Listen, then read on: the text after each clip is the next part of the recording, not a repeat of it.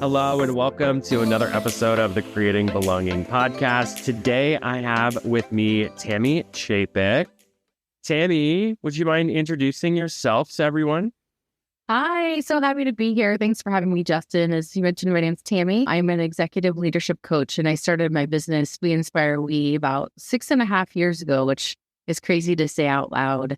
And I started it because I really saw, my passion and purpose kind of coming together and supporting other people to grow. Typically, we like to discuss just any identities that you want to disclose ahead of our conversations that may add context to our conversation. What might you want to share today?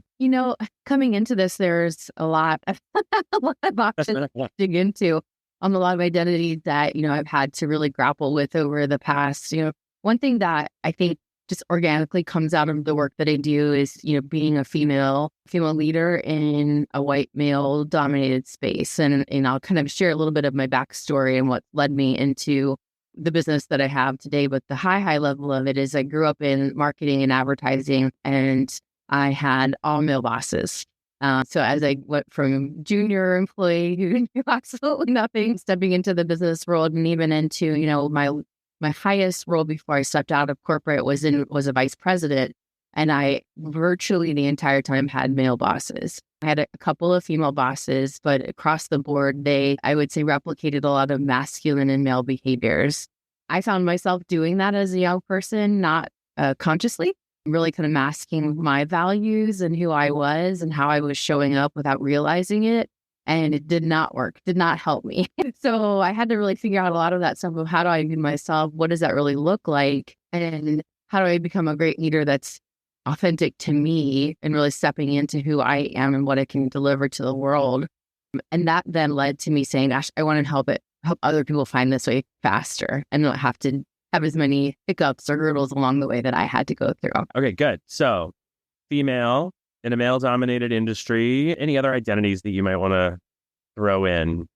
Yeah, I think, I can break it down a lot, on the personal side of the house. One thing that still is glaring to me and something I grapple with, especially around the Christmas, New Year's season. I don't know why that time of year is the hardest, but, I'm 45 years old and I'm single, never been married, no kids.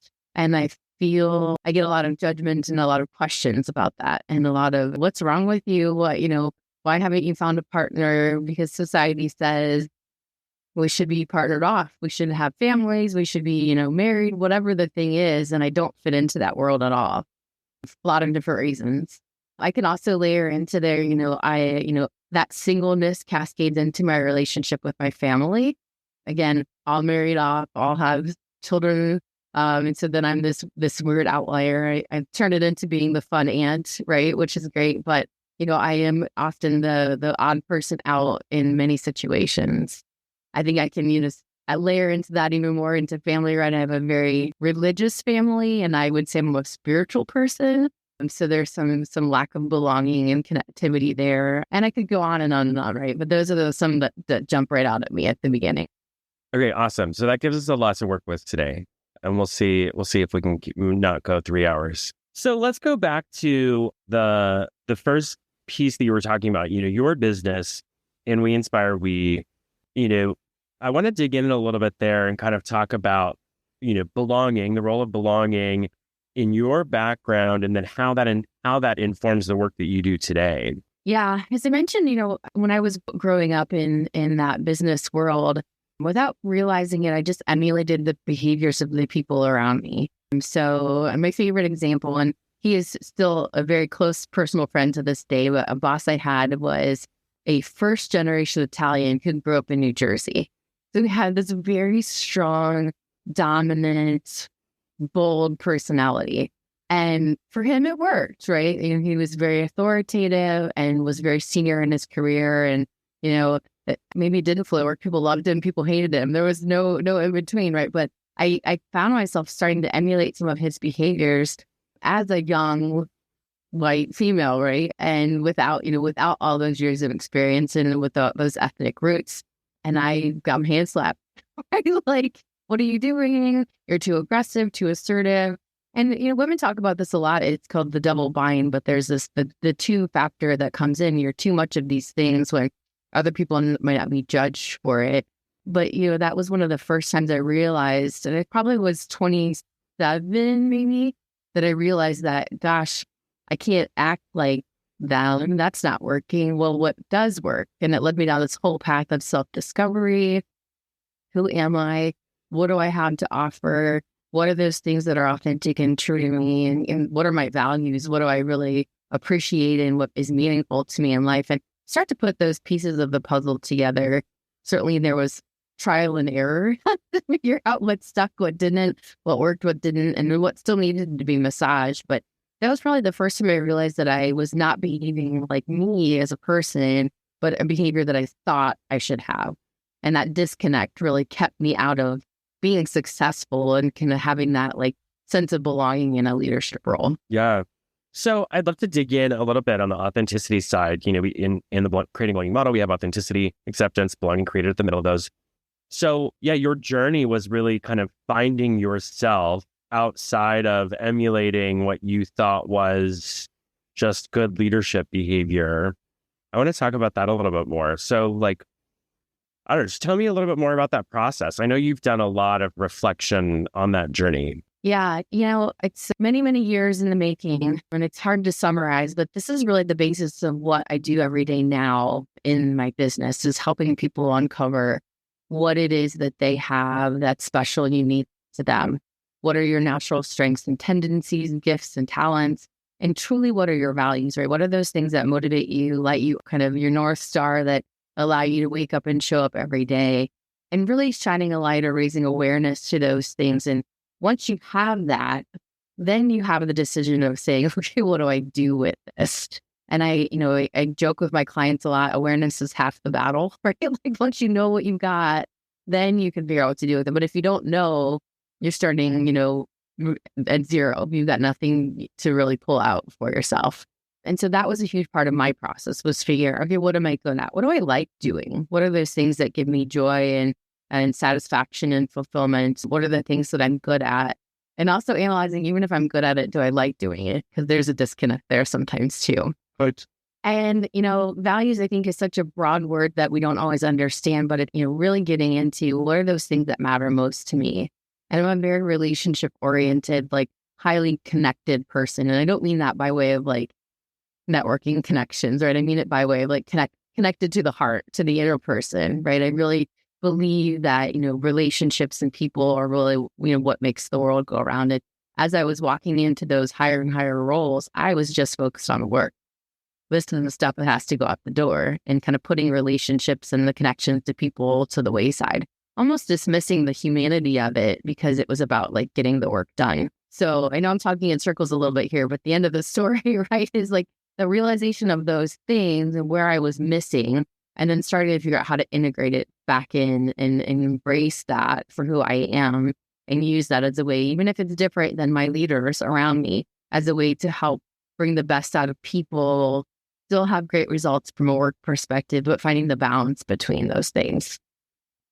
And then if you were to contrast, then thinking about your sense of belonging early on when you were emulating others and weren't really, in your authentic self, versus when you really had leaned into and settled into your authenticity, contrast your sense of belonging between those two periods.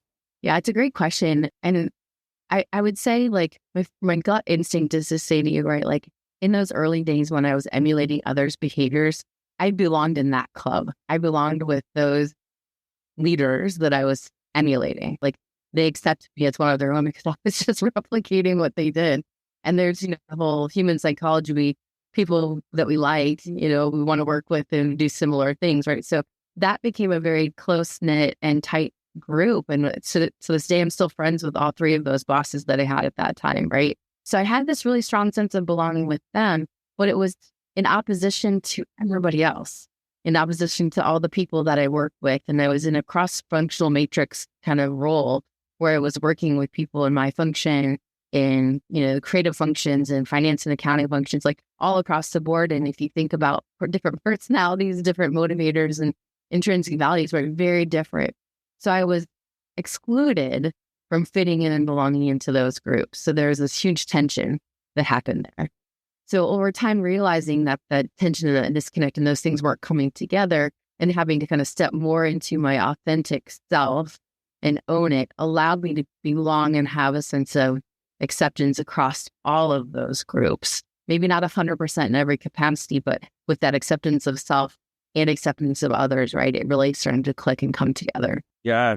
Okay, so something hit me, and I haven't thought of this from this angle yet in all of the work of creating belonging. And I know you're familiar with the model, but like, would you say that in that time then, when you were emulating these other leaders, but still then kind of excluded from everybody else because you were in this like exclusive club, that sounds to me actually like minimizing, because you're like covering up and putting on this other facade. And so there was like this fake belonging that happened, but really you were sitting and minimizing. That's what I was like, that's what the picture that, what would you say? Yeah, it's interesting, right? Because I think there's probably a lot of truth to that. I probably was without realizing, right? But I also think, and one of the things you called in your book and, the fluidity of the model, right? Like there are parts of me, that behavior I emulated, there are parts of me that embrace that are that directive, assertive, get the work done, drive for results. Like there are parts of me that's very natural too. So even though I was emulating their behavior, it still wasn't a disconnect from components of me. It wasn't a disconnect from the purity or the full sense of my values and who I am. Does that make sense? Yeah, well, it's kind of like, oh my gosh, I just thought of like the worst analogy. So I was just watching this cooking video the other day, and they were like, it was that, oh my gosh, Ethan Chamblasky, something like that on YouTube. And he does all these like science videos of like, I swear this is going to have a point. All these videos of like the science behind food. And so he was doing this one with garlic, and like, what's better, fresh garlic or like chopped garlic in a jar, or granulated garlic, or, dried diced garlic. And what you're making me think of is how like the moral of the story is fresh whole garlic is always the best, no matter what.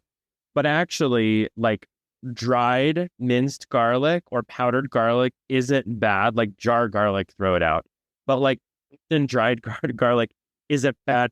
But the issue with it is because it's been processed, it's like only one dimension of flavor. Yeah.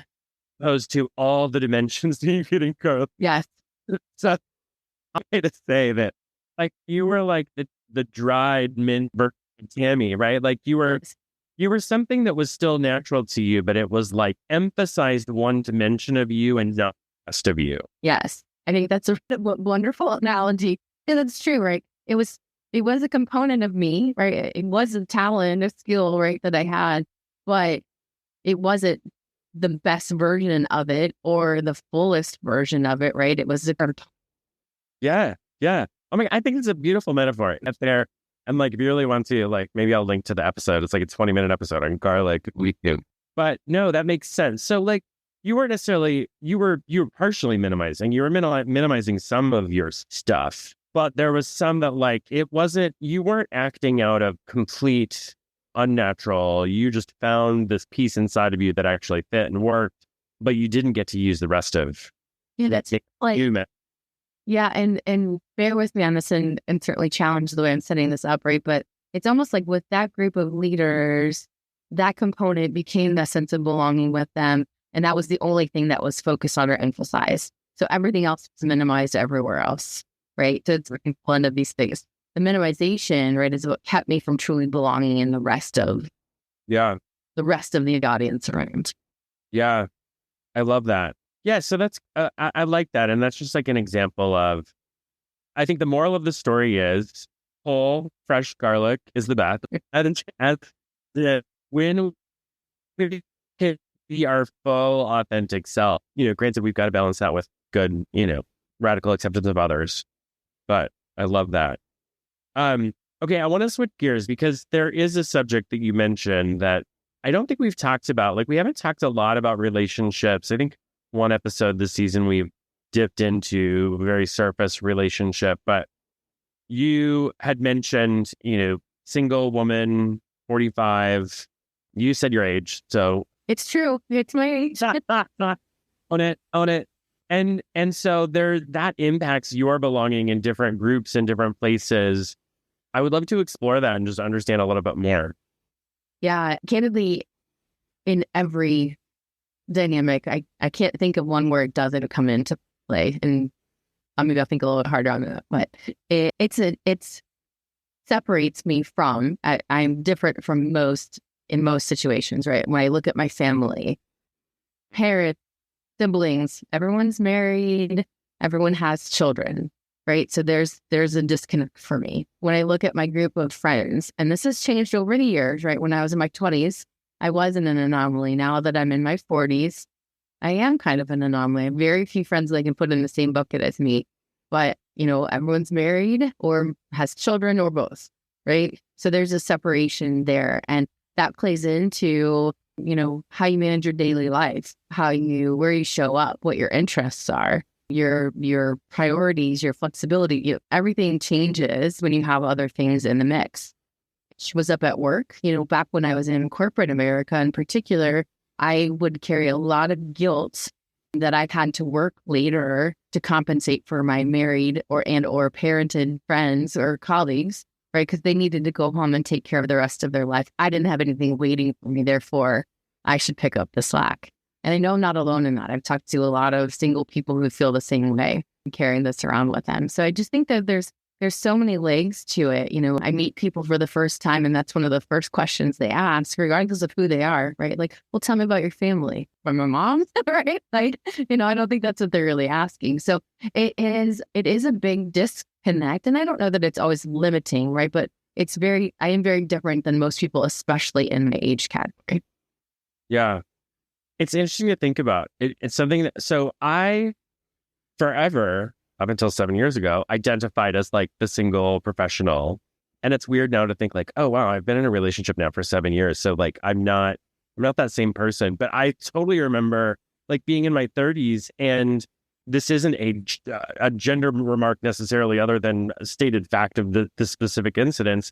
Like, I worked with a lot of senior leaders, male senior leaders, who had wives who didn't work.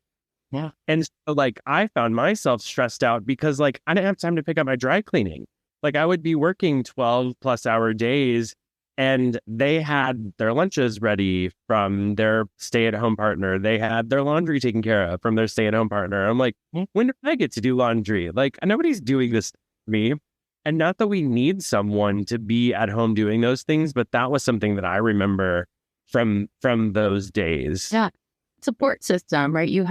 There's a go-to person in your life. And certainly, don't get me wrong, I'm not saying that being in a relationship means that your world isn't perfect, right? Because I know there's other complexities that come into it too, right? But, there's a whole support system and a whole other set of priorities and a whole other set of roles that get tied to people in those categories. Whereas being a single person, those aren't there. And so then, society kind of says there's something wrong with you if you're not in one of those places.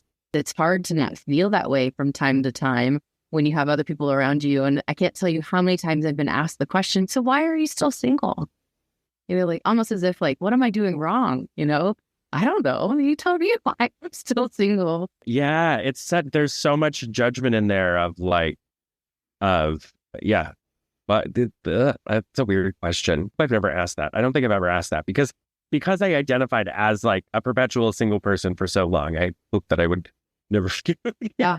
Well, and I don't think people best intentions, right? I don't think people mean it, and that's degrading, but it does come across as like, I don't know. You tell me. This can be really off-putting. Yeah, for sure. And the other dimension of that, I think relationships, and kind of, I would broaden it to say like non-cis hetero relationships where like, when you don't have kids, like I've never had kids, I will never have kids. Like, there's also that dimension and different expectation, right? Like, there's that guilt of like, you should work later because you don't have kids. So even if you were in a relationship, so it's like the relationship and it's the parental status that is othered a bit. Totally. And even, I remember my last agency job, I had just gotten a dog for the first time. And that was like, all of a sudden, I have a reason to leave the office. I have something waiting for me. and it kind of released some of that guilt that I had inadvertently been carrying around of like, well, they have to go home to their kids or they have to go home and take their kids to soccer or whatever the thing is, right? Like, so all of a sudden now I had this other responsibility. I don't know. It was just like this interesting shift for me. So having that, being in this silo, this world where you don't have those things, you can carry a lot of other things, other pressures on you that people don't realize. Yeah. Because this is the first time we're discussing this topic, like broadly on the podcast, I'm curious how, if there's people who are listening who are like, oh my gosh, I totally get this, Tami. Like I'm in that seat too. Like, how have you positively managed that in the past? I don't know. Have I? Like there's an assumption that I have. Well, there's a couple of things. And I think, depending on your intention of the question, right? How have I managed it for myself and my own sanity, right? And psychological safety. How have I done it with other people to help educate and maybe bring them along in a different way, right? So do you intend one or the other or both? Both are great. Yeah. So for me, I think the big thing is around full, self-acceptance, right? And sorry if you see my dog. So I have to accept and believe that I am an amazing person, right? Like there's nothing wrong with me. I just haven't found somebody that I want to spend time with in that capacity. And openly, I will tell you many years I didn't even try, right? I was so worked up, focused on work, focused on other priorities, right? It just wasn't a big thing for me. It was deprioritized. And that, that led to where I am today. So part of it is true acceptance of this is my situation. This is where I am, right? And I am just fine and I am whole without that other side of the house. When it comes to the outside perceptions, right? Like that's where it gets hard. That's why I always feel like holidays are a hard time because there's a lot of let's family get together. Let's, have coupled off things. I spent New Year's with my brother and a bunch of his married friends this year. Being the single person odd man out, right? And so I had to like hype myself up going into it, like, it's fine, we're all just people, and really kind of separate some of those things out. So I think the big thing is like your mental state and acceptance of where you are and knowing like if you desire to be in a relationship, great, taking actions toward that, but acceptance of the place that you are today, first and foremost, is number one. And then, it comes to people and kind of putting that pressure on you and asking those kinds of questions like, why are you still single? I find that two things I need to do two things to be successful in that. One is truly believe they have best intentions, right? Like they believe that that's the best way for them to be happy, therefore they're shining that light on me in the same way, right? Maybe it's the case, maybe it's not the case, but I need to believe that to have that same kind of open relationship and connection with them and not feel judged by them, right? I need to have best in assumptions kind of walking into it. And then I do believe that there's a time to, kind of educate and share perspective on why those kinds of questions maybe aren't most productive. And so I've had people ask me like, well, why are you still single? And posing back, thought-provoking questions like, well, again, you tell me, what do you see? And that's a really quick way to get people uncomfortable. Now, why aren't you single? Yeah, right. Or what's the harm in being single? I'm just kind of putting back questions on people to get them to think like, gosh, maybe that didn't come across with my intentions or the way that I meant to. Yeah. I had someone recently ask me about, my dating, or I see anybody. And I asked back, like, well, basically, like, why is it you believe that people need to be in a coupled off relationship? Right? And just kind of put it back to them. And so, it's not, I don't mean it in a degrading way, but I mean it in a way to educate, like, gosh, there are other ways to live your life than the way that you do. Yeah. Yeah. So, and I love the first point of just the self-acceptance. Like, how do you feel about it? Are you okay with it? Like, accept it. Like, here's where I am. And then you can be much more comfortable in being authentic with it and then engaging those conversations of, well, why aren't you single? I kind of love that. Like, I have more fun, whatever, leave me alone. Right. My favorite is when my sister would ask questions like that when she was younger and she would talk about her children and point out the wrinkles on her forehead. Like that. Yes. Yes. And, the family thing, what's interesting? You just made me think of something explicitly that I think I've thought about. But like, as my younger, like perpetual single self, like family stuff, like I moved away from my family. They're all still in Iowa. And like, the expectation is for holidays, for all of that, like you just come home. Like what else do you have to do? Like you're single, you're mobile. We all have appendages that we need to care for. and now being in a relationship. And it's been more in the past recent few years that there's just now like just past some things. So like there are potentially other things. And now like the odd thing is it counterintuitively gives me a little more agency over my life compared to family. Yes. I don't know, because you've been an excuse. I don't know.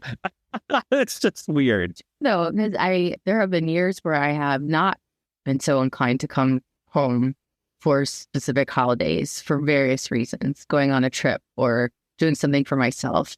And I've gotten a lot of backlash from my family on that. Like, why aren't you here? You need to be here. This is time for family. And lack of understanding of there are other things, outside of their perception of what needs to happen in my life.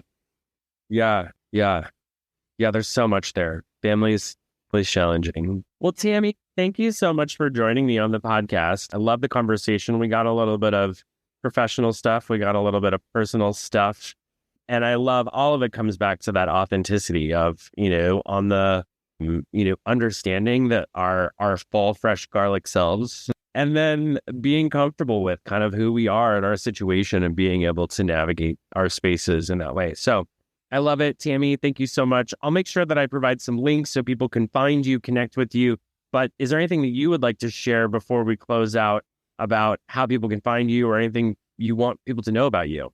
Yeah, I mean, I think the recap I'd love to share just around authenticity, right, is it's so important to know who you are today, but also who you want to be, right? There's always that aspirational side of the house where we want to know how we want to grow and continue to evolve as a person. And, especially as I think about that, the corporate me, and as I was growing and trying to figure out how to be an authentic leader, that took time and that took practice and kind of figuring out, like, how do I show up? How do I lean into these things that are most important to me, et cetera? So I just kind of want to caveat that, right? Like it is self-acceptance and it is understanding of who you are, but there's still room for growth and kind of just keeping an eye on that as well. Great. So how to find me, and please reach out to me on LinkedIn or Instagram or Facebook or whatever. I would be happy to connect. My company is We Inspire We, and my name is Tami Chapek, and those are easy Googles because there's not a lot of them out there. Awesome. Well, thank you so much, Tami, and everyone else. Join us again for another episode of the Creating Belonging podcast. See you soon.